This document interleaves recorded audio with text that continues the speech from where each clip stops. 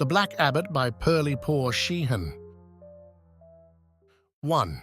Shanking, one of the old capitals of China, the mountain capital, according to its name, with at one time maybe 1 million inhabitants in it, and not so many fewer right now, Shattuck reflected. A swarming big city. An armed camp, really. And he wondered if he hadn't been rash after all, as his friends had warned him he would be, for coming here alone.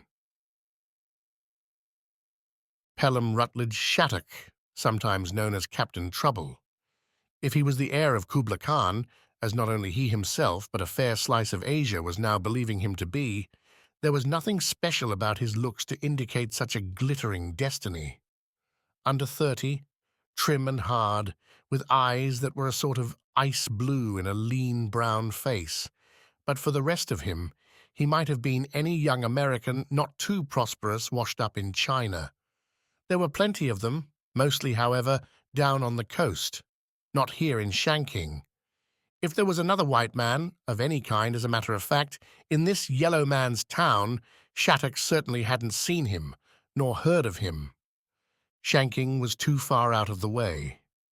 Shan, meaning mountain or mountains, said mountains, in the present instance being the snowy range, China's end of the Himalayas, the piled-up and rifted frontier separating China from Tibet. Meaning, in other words, that this was the Chinese Far West. Wide open, too, swarming with soldiers, rather more than 99%, of whom would be, or were now, out-and-out bandits. Mercenaries, anyway, the followers of 3 rival warlords, and a toss-up, which one they'd be following tomorrow. Shattuck, dressed in the leather and khaki of an engineer or mining prospector, turned into Shanking's Broadway. Only Broadway, he saw, was not the name of it. Tung Tien Chier, Road to Heaven Street, he translated, from the figures blazoned on a banner. And it might be at that, he added, with a premonition of danger. Heaven, or the other place, maybe right ahead. It wasn't that he was just a lone white man in this mob. He was Shattuck Khan, Captain Trouble, heir of Kubla. He was Kubla Khan himself back on Earth again, and practically unarmed except for the bamboo stick in his hand and the compact little automatic stored away against his solar plexus. The road to Heaven Street billowed up light and noisy in the early night. So far as Shanking was concerned, the fleet was in.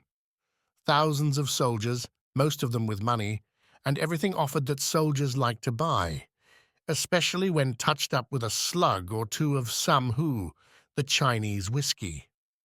Squeals and gongs, a noisy surf of voices, a steady throb of drums, an unending tangle of music that you heard only when you listened to it. And smells, all sorts, underlaid with the hearty and vile, but scaling up through cookshop smells and opium and alcohol to musk, to a whiff of incense. This place to the left looked good to Shattuck, the stone jewel castle, the Shipao Shai, according to the street banners, gambling and what have you, big as a public market and lit up like a house on fire, and crowded, roaring. He was looking for information. So far he'd circulated through the streets without any trouble, almost without comment. The crowds were too occupied. Now and then a covey of gamins would notice him and set up a cry. But his ready, good-natured retort in a Chinese as fluent and tart as their own would set them on their way again. And there may have been something else about him. Kids are the same the world over, with uncanny perceptions. Like wonks, the dogs that swarm through Chinese streets and disappear in times of famine. There was nothing especially, anyway, in the appearance of Shattuck to attract attention. Too many uniforms, too many strangers, all sorts of clothes. Shanking had been a frontier mountain for more than 1,000 years, for 5,000 maybe. Deep in the brilliant and crowded interior of the stone jewel castle, Shattuck found a small vacant table and signaled a waiter. He ordered tea. "For yourself," he said, and gave the waiter $1. And would the honourable gentleman like a lady companion to drink tea with him? Shattuck thought not, and he quoted the well-known proverb that clouds and women were poetic only when far enough away. The waiter's manners were perfect. He was an elderly man, quick and bright, who might have been a poet himself in his off moments. The dollar had touched him. "Tazuho Tajen! At your Excellency's service!" And with this pleasant phrase still sounding in his brain, Shattuck heard another. "Kanyanku, look at the foreign dog!" The steps leading up to a fight are never very clear, nor, as a rule, worth reporting at any length. Shattuck had looked in the direction of the speaker. The voice had come in a snarling drawl, with a touch of the foreign, or at any rate, of the far backwoods in it. There were 4 men at the neighbouring table. They were big men, all of them. And they might have been soldiers, or just outlaws from the hills. Tiger men, as the Chinese call them. Bad men anyway. Robbers and killers. And dressed in makeshift uniforms they'd stolen, most likely from murdered men. It was the appearance of them, and the thought of what they were, rather than that remark that fired Shattuck's dangerous temper. This was doubly so when he singled out the man he couldn't mistake as the one who had spoken. He was evidently the leader of the 4, hard and brazen as a boulder, with much of the Tibetan about him. His sneering grin disappeared under the steady look from Shattuck's ice-blue eyes, and Shattuck's eyes, incidentally, had now taken on other icy qualities. Shattuck spoke softly and coldly. "Before you talk of foreigners," he said, in his perfect high-country dialect, "you'd better learn the language." The man did lack speech, but his mind functioned rather quickly, although it must have been along familiar lines. He spat, blowing a good mouthful and with Shattuck unquestionably his target. And his aim was good at that. The only reason, in fact, that he missed was that Shattuck, quicker than the eye, it seemed, had slipped aside and come to his feet. And all in the same second, he had cut the spitter across the face with his bamboo stick. 2. There are some phrases that a man picks up and never forgets, whatever the language he hears them in, like some one unforgettable face he may have seen in a strange port. The face comes back, the circumstances disappear. Takasatun, and that was Tibetan. Kill him was what it meant. Takasatum. The spitter's 3 friends were coming to their feet a split second after that first blow of Shattuck's. All Tibetans carry knives, all of them iron or brass or beautiful steel filigreed with gold, but deadly, never washed, septic as the claws of a leopard. Shattuck got in another blow, backhanded this time, at number 2. He speared number 3 under the chin with the ferrule of the bamboo as if the stick had been a sabre. This, he recollected, was the road to Heaven Street. He also recalled, as if in a gust of red lightning, that he'd come to Shanking not to fight, but to investigate. He'd come here to find out what he could about that mysterious wizard of a new Tibetan warlord known as the Black Abbot. The native names shocked through his head. Maybe he was hearing them. There was a howling, squealing human whirlpool developing about him, and he was in the vortex of it. Karakanpo, all same for one, the Black Abbot. There was another name, Namchi Goro, like saying Our Lord of the Dark, just about. The trouble with the Tibetans was that they were getting in each other's way in these first few seconds. The leader of the 4 lost 2 seconds getting at his knife. His new tunic was bothering him. Just as the knife came out, a foot in length and ugly as an adder, Shattuck was able to hit him again. This, Shattuck again remembered, was like another fight. In the dim past, the one when Mikmandair the Afghan had called him a fighting fool. Was that what he really was? He hadn't started this fight, but he was fighting with all he had, not only body and heart, but brain. His stick was broken. He grabbed a chair and with this he poked and struck. At the same time he said things in Chinese, in the Four Rivers dialect. "Down with the barbarians," he said. All Tibetans were barbarians to the people of Shanking, an old border hate going back through the centuries. Shattuck sprung another card. In a crowd like this, it should have been an ace of trumps. "Up, boxers," he said. "Have you forgotten the fist?" "I ho one."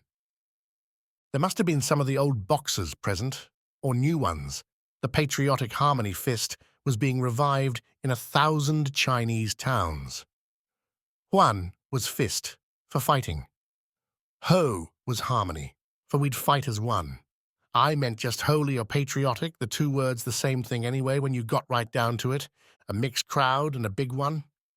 This was a battle royal, a dozen or 20 fights starting up all at once, and some of them with a dozen or a score of fighters in the mill at that, screeching, biting, cutting, trying for strangleholds. It was like a cat fight. Its speed the only thing that staved off wholesale murder. No one stayed in one place long enough to finish the job, or get finished, except here and there. Flashes of red lightning and a growing rush and shock of thunder. Shattuck was still on his feet, and he headed for the door. It was a case of fighting every inch, fighting every second. There were shots. That was bad. Anyone might get hit. Someone was, right in the tangle in front of Shattuck, a little sing-song girl, a mootsai, with a face like porcelain and a splotch of red in the middle of her forehead. Shattuck caught her as she wilted. And this, he knew, was about the end of the fight for him. War, this was. But war always had things like this that he hated. Still, at that, a swift end or a dragged-out misery. War was just ordinary life speeded up, concentrated, 80 years in as many seconds. He had a club in his hand, part of a chairback. The girl hung limp on his arm, light as a bird. All this, thought and action, had been as hot and swift as a swirl of flame. And suddenly, and all at once, Shattuck was aware that the flame was dying out, not only for himself, but for others. An uncanny feeling. It was as if a breath of cold paralysis had hit the place. There'd been no one specially notable sound in that riot of sounds, nothing that could have passed as a signal of command. But you now began to notice sounds that you hadn't noticed before, the collapse of a table, the shifting of feet as people pressed for the doors, a panting of lungs, then the outside noises of the street getting themselves heard again. And then, after a couple of straining seconds, a sort of general whisper, in more dialects than any one man could learn in a lifetime, yet all of them understandable. It was more like a whisper you heard in your own brain, in the undefinable language of hunch or premonition. Kara Kanpo! Namchi Goto, Black Abbot, Lord of the Dark. 3.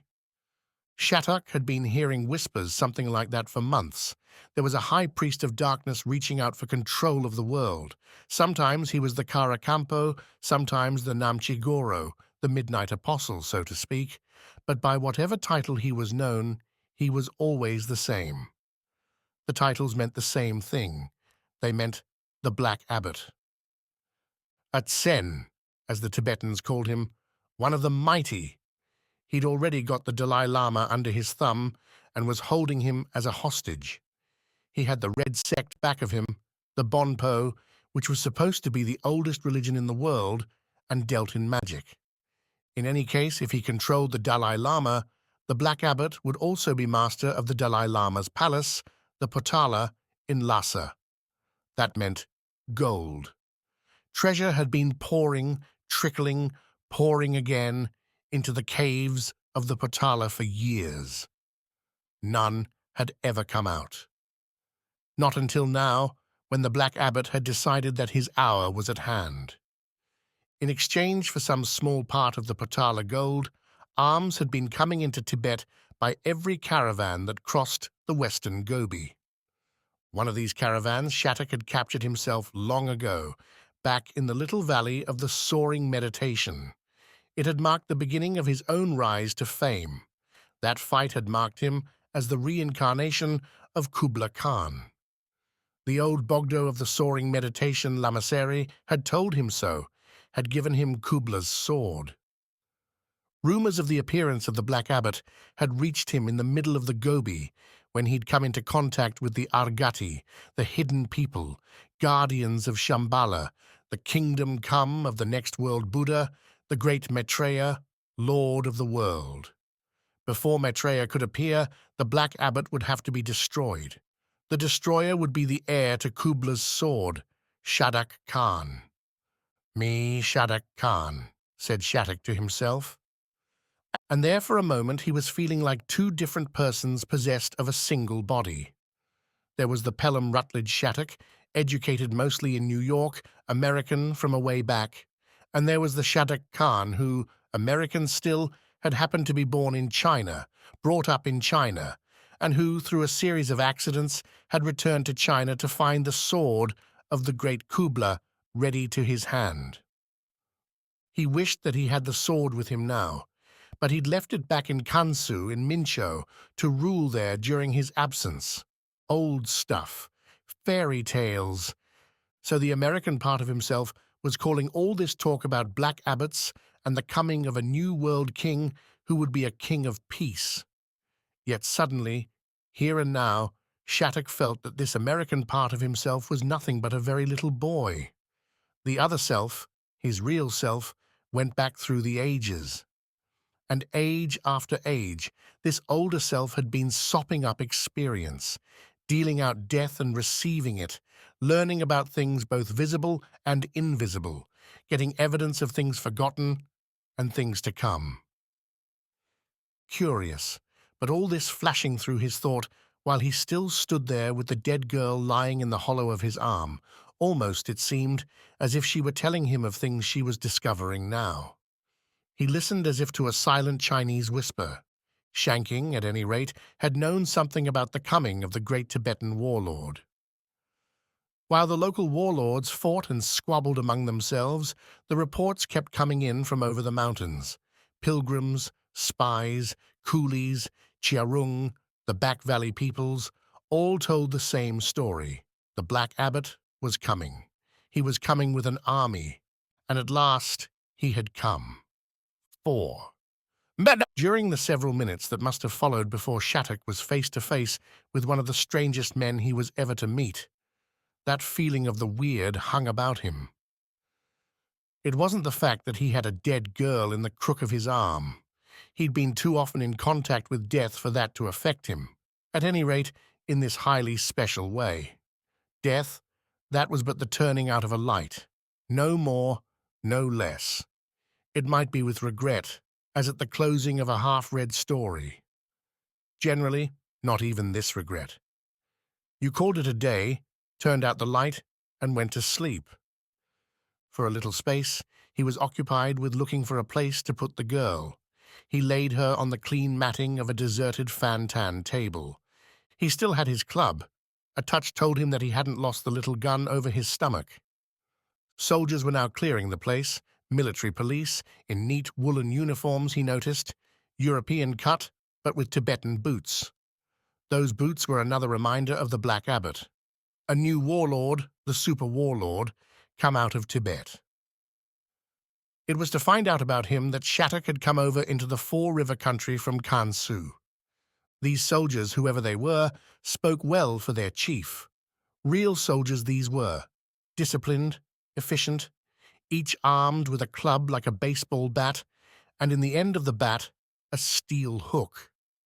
A Japanese invention that was better than fingers for nabbing, jerking, or all-round punishment. And the way those soldiers trotted about clearing the place was fine and awful. Smack, prod, hook. Chinese mobs never were noisy under punishment.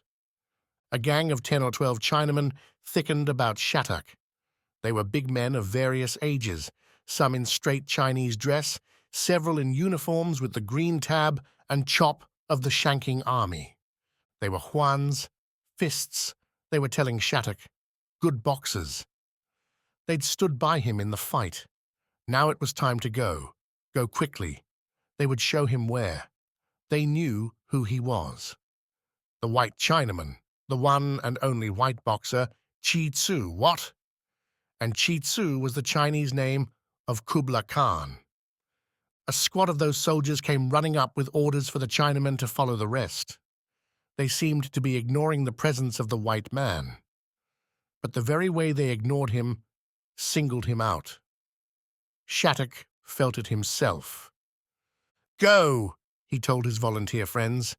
You will be killed. Maybe not.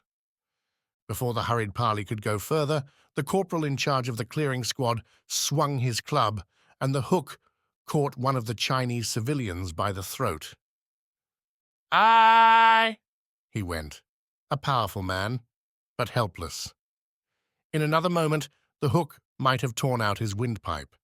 But the corporal wielding the hooked club was also at a momentary disadvantage, like a swordsman with his blade wedged in a bone, and Shattuck jumped him, this time with no weapons but his hands.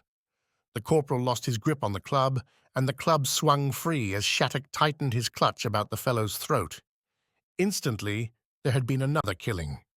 He who had been hooked had released the steel from his neck. All in a single, half-blind gesture, he banged it down on the corporal's skull. Shattuck, the moment his hands were free, had jerked the gun from under his shirt. "Halt!" he barked. With the corporal's squad covered, he ventured a look over his shoulder. He would never forget that first impression. It was as if he'd seen a skeleton standing there, a skeleton shrouded in black, nothing but the death's head showing, the face of a skull with a dangling scant mustache and beard that might have been tatters of crepe. You think fast on such occasions. Shattuck did, at any rate. This was Asia, the frontier of Tibet. There were queer things in Tibet, things that the outside world had whispered about since time of mind. Rolang, for example, the Tibetan magic of resurrecting the dead.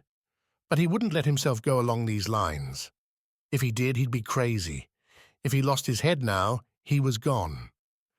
He saw that his squad were held for the moment by something more than his gun. Shattuck took a quick step back and away, and as he did so, he swung his gun onto the man in black. The move may have been not a second too soon. There'd been a clicking of breech locks and a breath of stealthy movement somewhere else in the room. Shattuck knew that he himself would now be covered. At any instant, at the slightest signal, the faintest nod of fate, and there'd be a crash of fire, himself pitching headlong, his own light out. He spoke softly. "Do we go together?" he asked that black ghost of a figure. There was a longish pause, long enough for Shattuck to think how queer this was. The Shipao Shi, the stone jewel castle. In America, they'd be calling it the Diamond Palace, gambling palace after a battle, crowds on the run, but the gaudy lanterns still shimmering red and gold, dead girl on the Fantan table, and the Black Abbot, the future ruler of Asia maybe, standing there covered by a gun made in the USA.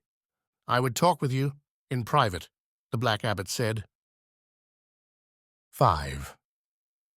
It was Shattuck's turn to pause. His senses were telling him pretty much what he couldn't see.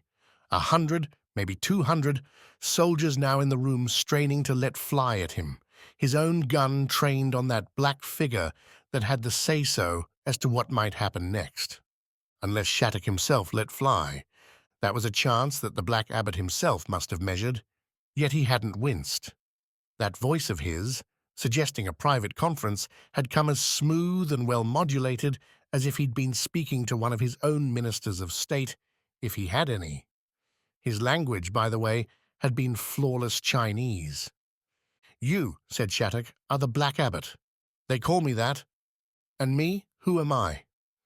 "American, Meikuo Jin, here on a pass issued at Minkow, Kansu province." There was no change of expression on the bony white face. Only the dark eyes were alive, fixed and brilliant, like the eyes of a bat. a man above the average height, appearing taller still because of that black robe he wore, the yakha kalat of the Tibetan common people, but longer and clean. There was a red braid showing on the edge, suggesting that the garment might have been lined with red. The feet of the Great One were shod in red and black Tibetan boots of heavy felt.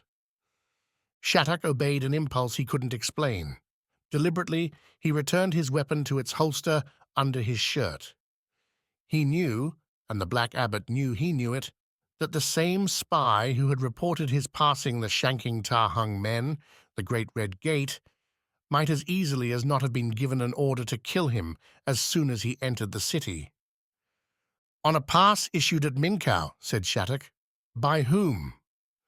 "By him who sent you here," the abbot replied. Not since the first word had passed between them had there been any use of complimentary terms on either side. Their language had been as naked as swords out for business. "This man knows who I am," said Shattuck to himself, "or he wouldn't bother to answer me." He turned to the Chinese brethren who'd volunteered to help him in his fight. "Go quietly," he told them. "And you, comrade," he said to the man with the wounded neck who'd killed the soldier, "take care of your scratch and a good night's sleep." They were all so frightened they were sweating. But at that, their courage was greater than their fear. They would have lingered or taken the white great man with them. "Go," Shattuck repeated, "and I will watch you on your way." He could feel the situation growing tenser. At least he was having the chance to do a little needed scouting on his own. From there, where he stood, he could see that the road to Heaven Street, so crowded when he entered this place, was now practically deserted. That meant the street out there was patrolled by the Black Abbot's men. And his guess had been right so far as the interior of the stone jewel castle itself was concerned. Soldiers all around, not armed with merely hooked clubs either. A shine of metal, a tightening web of nerves and muscles. Shattuck felt like a jackrabbit in a cordon of greyhounds. Almost. This was no playtime. There were other sleepers on the floor besides the Tibetan corporal.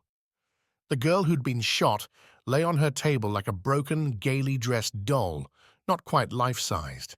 The wound on her porcelain forehead was black.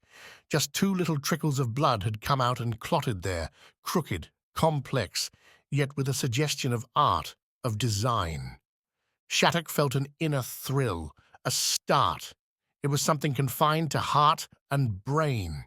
His eyes were steady and cool as they came again to the sinister shape of the Black Abbot.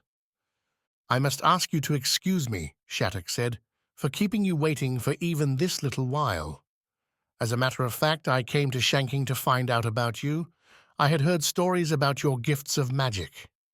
"Later," said the Black Abbot. "We'll talk about that and other things at our leisure. This is not the place." His black eyes narrowed. He had a slight movement of the hand that was like a checked command. Shattuck held steady. It took all his willpower to do so. His life was hanging by a thread, but the thread was growing stronger. The mark he had seen on the girl's forehead was like a Chinese symbol, an ideograph brushed onto an ivory tablet. He could see it with the eyes of his brain, all the time that his outer eyes were fixed on the abbot's white face. So far, the abbot hadn't moved since Shattuck had first seen him. They were all of 20 feet apart, with a scattering of chairs and tables between them, too far for a rush when so many guns were ready to crash. But now, it was as if the dead girl had come to his aid. A little while ago, she had seemed to whisper. Now she had as if spoken again, more loudly, unmistakably. "Did you ever hear of Feng Wang?" Shattuck asked. Feng Wang was the king of hell. The abbot stared. Head of the Bonpos, Satan worshippers, the old red sect of Tibet. "He's written his signature on this girl's forehead," Shattuck said. "Would you like to see?" The Black Abbot hesitated. He took a step forward. Americans, even more than most white men, had a reputation for a magic of their own in the East. The Black Abbot overcame his hesitation. He came forward. His curiosity became a fascination. Sure enough, this was magic, and a magic he could understand. He circled the Fantan table like a gaunt black shadow. "Feng Wang," he whispered. "Perhaps, but not well done. The character is broken." Shattuck was suddenly pressing at his side. "Don't move! Don't speak!" said Shattuck softly. "Feng Wang has a finger on your back." 6. The Chinese have a saying that he who rides a tiger can't dismount. Shattuck thought of that. In the back of his brain. In such a case, he told himself the only thing to do was to ride the tiger to a finish. "Let us get this clear," he said aloud, just loud enough for the Black Abbot himself to hear. "I am here on a pass from Shattuck Khan. The pass itself is magic, else now I wouldn't be alive. He has become master of Kansu. With his own hand, he killed 2 warlords there.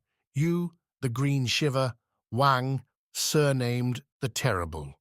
With his own hand, he wiped out the Spider Tongue, the killers and blackmailers." He paused. There'd been a hint of shifting movement from some far part of the room. Then, over in another direction, a paper lantern had mysteriously caught fire. Shattuck barked an order to put out the fire. It struck him with a strangeness, something far from pleasant, when no one moved. "Shall I tell them?"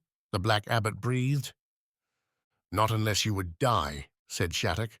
"Shattuck Khan is willing to add to his tally, and you next. My hand is his." The burning lantern flared, then died down.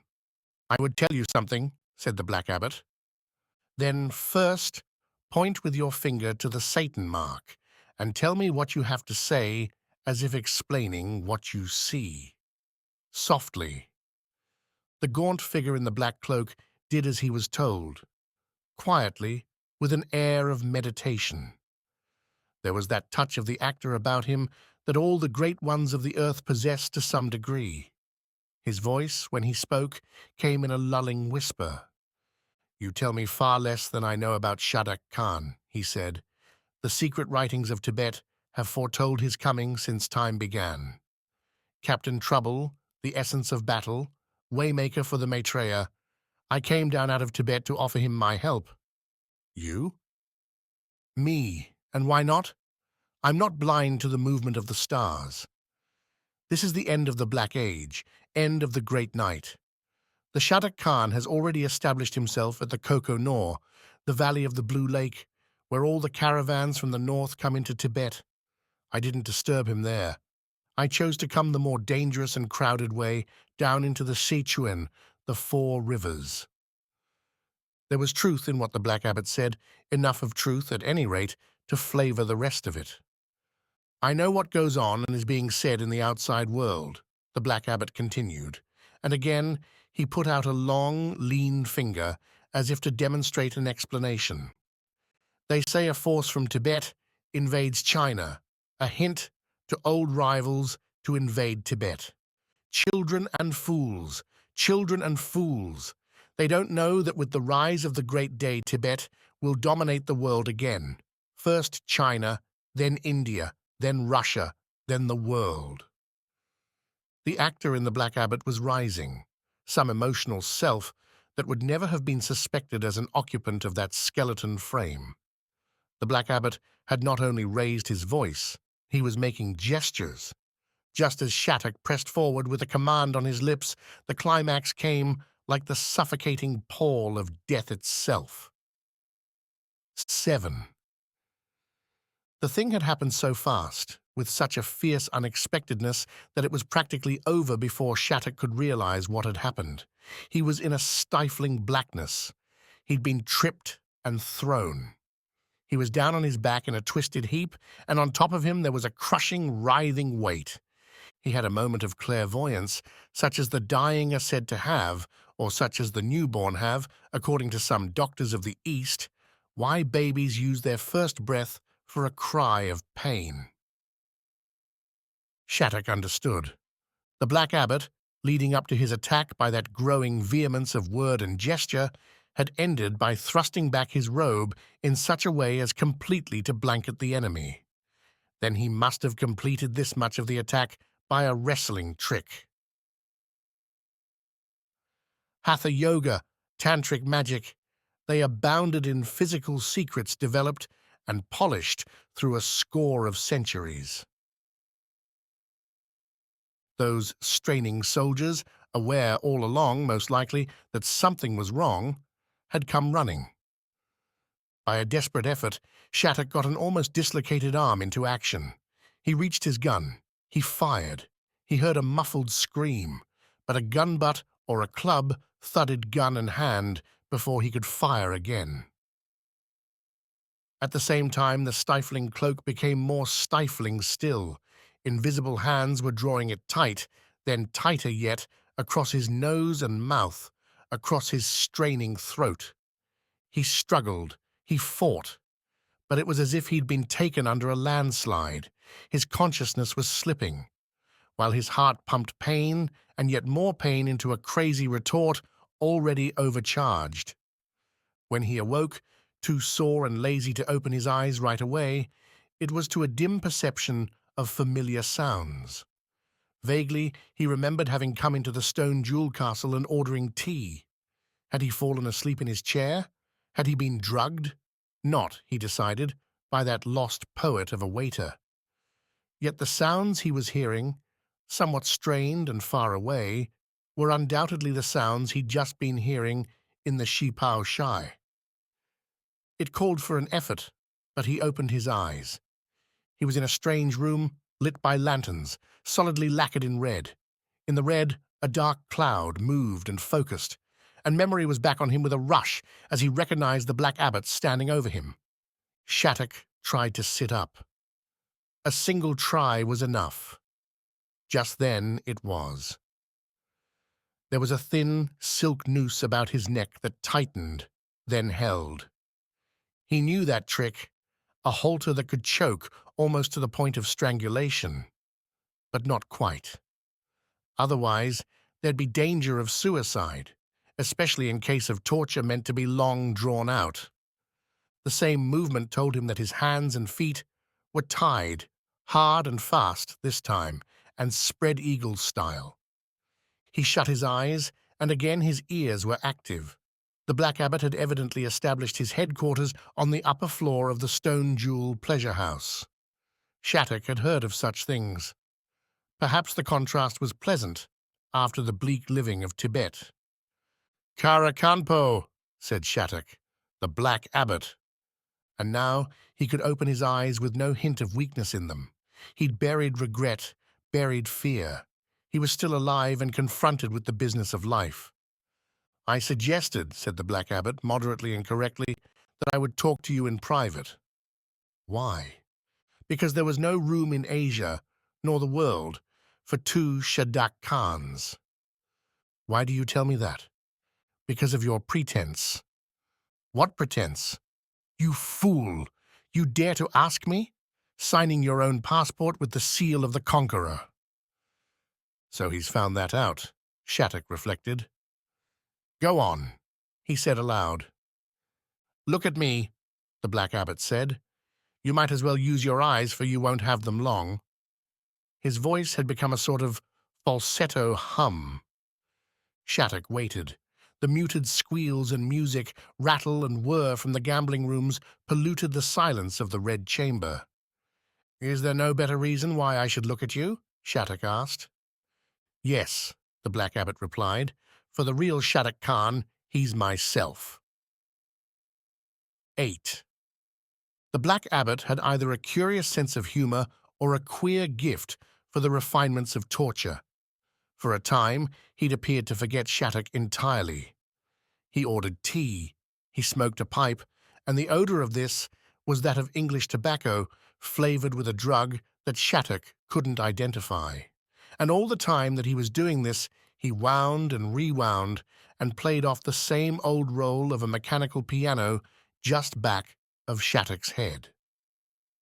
What the tune was, Shattuck would never know. Here and there was a bar or a phrase that seemed vaguely familiar at first, But the rest was clatter and bang, a stuttering lapse, then a fresh explosion of clanging discord. Shattuck shut not only his eyes, but his ears. He did this by a mental effort, remembering that he'd been practically crazy once from a blow on his head and might get that way again. Gradually, he controlled his breathing as well. The silk cord was near the strangulation point about his neck. A quietness descended about him. It was with a start that he discovered that he may have slept, if only for a few seconds. The quiet had become a real silence. He opened his eyes. He saw a blurred outline of the Black Abbot leaning close, his white face as dead as a mask, cut from marble, but his black eyes dripping venom. Closer, there was something else. It was the point of a knife. And now Shattuck's eyes could follow the broad foreshortening of the blade. One of the old Tibetan ritual knives, he noticed. There was a tradition about such things, proven according to many. Knives like that could be sent to kill at a distance, far away from the magician owner. But requiring an enormous effort, so it was said. As a result of which that form of murder had fallen into abeyance. For a second, the point of the knife was touching an eyelid, leaving a sting behind it like that of a poisonous insect. "There must be an alternative," said Shattuck. The knife was lifted away. "There is," the Black Abbot said. "You will write a confession." "Saying what?" "That you were a liar, a defiler of graves, and that you fled your own country after murdering your parents. You will say that I saved you from starvation. And then, having learned who I was, the true and predestined Shattuck Khan, you abused my bounty by setting up this claim of your own. And what would I get from such a bargain? Your life, your eyes." The voice was almost caressing as the Black Abbot said this. But again, the point of the knife had touched an eyelid, resting there for a second, leaving its sting. "No one would believe such a confession even if I wrote it," said Shattuck. "Oh, yes, they would. You'd read it tomorrow yourself at the place of the big market. Then, when we've finished with the Four River country, we'll go on to Kansu.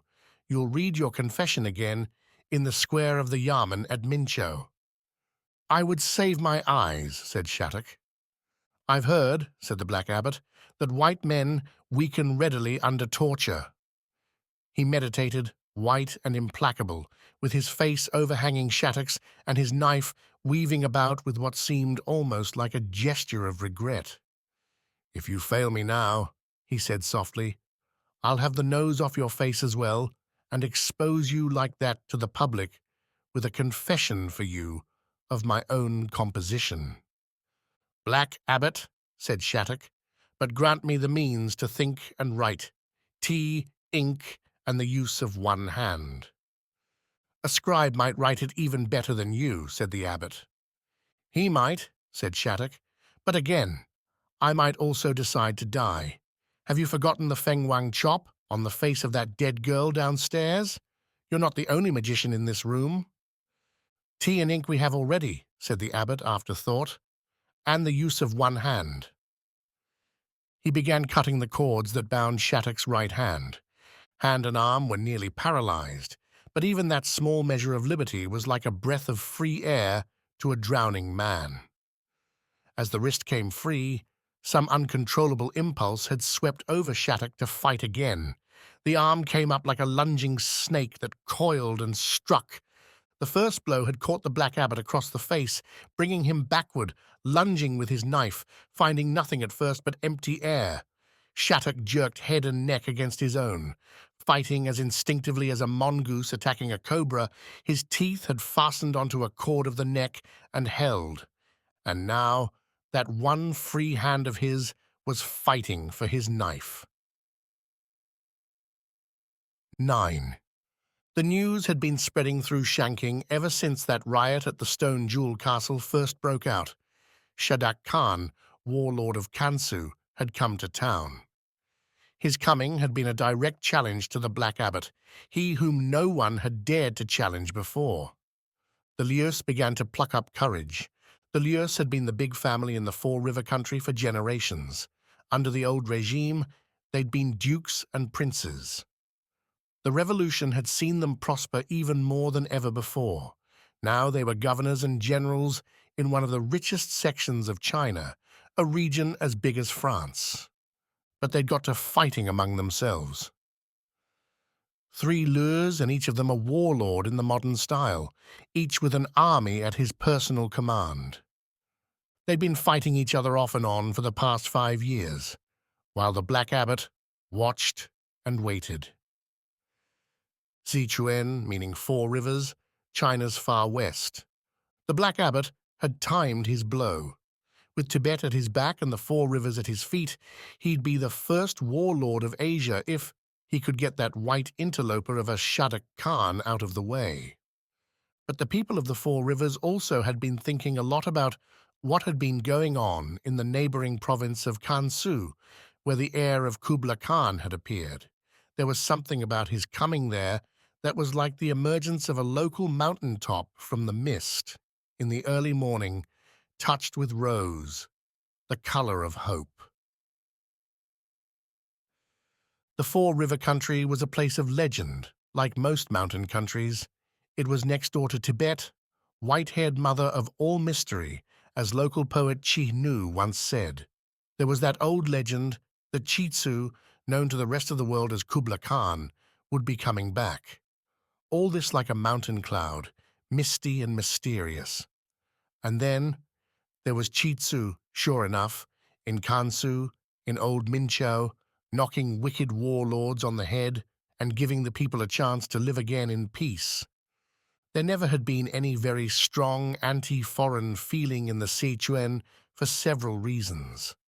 Not very many white foreigners came this way.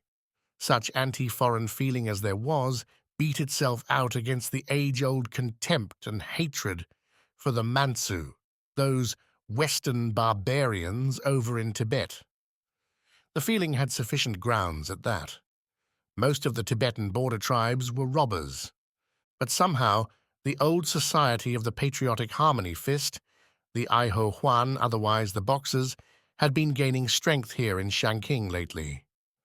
When it was learned that Shanking Khan, down in Gansu, was pushing the organization, the Shanking Boxers not only doubled their strength overnight, the Iho Huan began to mean something else. The fist was meant to smash not only foreign enemies, but Chinese enemies as well. It was a little old waiter of the Stone Jewel Castle who came running to the headquarters of the Shanking Boxers along toward midnight, with word that the Black Abbot had taken Shanking Khan captive and was about to cut off his nose and gouge out his eyes. He told a circumstantial story. First of all, early this night, Shanking Khan had appeared at the Stone Jewel Castle. It was Shanking Khan, as proven by 3 facts. The man was white, yet spoke the language like a native son. He'd ordered tea and refused the society of ladies. He'd given himself wing tea, $1, and here it was. Those brethren, moreover, who'd been with the white boxer at the time of the riot, had been circulating through the town, accumulating a following as they went. They were already a good-sized mob by the time they came to the boxer headquarters. They got there just in time to hear the story that Wing Ti had to tell. Shanking was a labyrinth of hutungs, twisting narrow lanes, and these began to flood out a human torrent, like so many feeders of the Yangtze in a season of freshets. Men, and most of them armed. If they hadn't fought in the army of one Lu, then it had been in the army of another, deserting at last, stealing their arms. Even if you couldn't sell a rifle as a rifle, you could always sell it for iron. Practically all of the rickshaws in Shanking now had rifle barrels for axles. Just this side of the Stone Jewel Palace, the mob met a company of the Black Abbot's men. The mob rolled over them. As if oiled and accelerated by this first contact with forthright battle, The mob rolled on for another mile, meeting more Tibetans, killing them all they could catch. It was by a roundabout way that the leaders of the mob came back to the stone jewel castle. They came up to it by a hutung at the rear, but by this time the place was surrounded. Thousands were packed into the road to Heaven Street. They'd been shouting their I Ho Huan and gradually adding to this that other word that was like a mantram. Shadak! Shadak! A full-throated cry, barking and exploding like light artillery. When one of those moments of mob prescience seemed to sweep the street and there was almost full silence. And then, there along a balcony, they saw the blare and bob of a dozen big lanterns, the sort that were used in the Stone Jewel Palace gambling rooms, and this was just above those rooms. The lanterns pulled away and left a space into which one man staggered carrying another. The silence of the mob suddenly broke into a roar.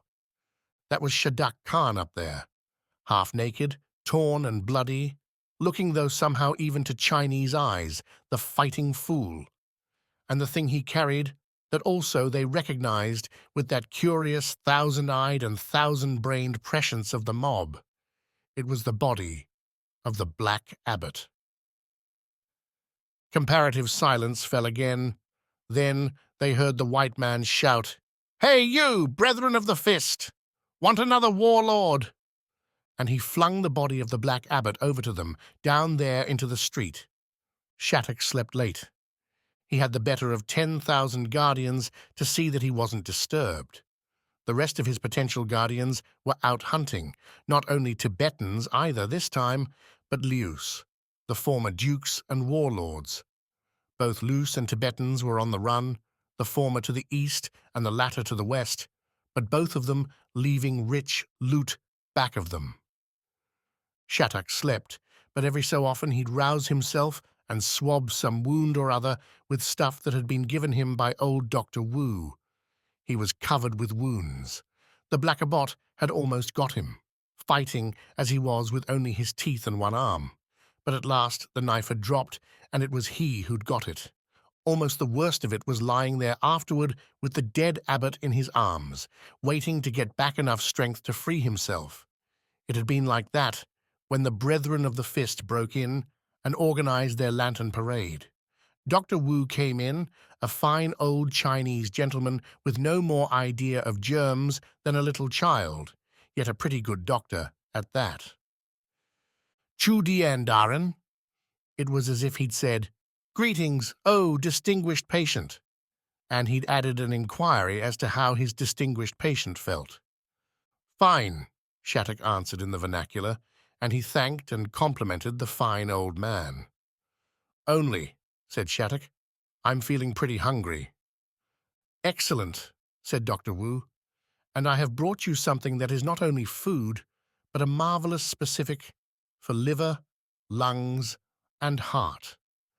I refer to the celebrated Yang Yu, or foreign root." He opened up a silk handkerchief and produced a potato. "One slice," he said, "every half hour." The end.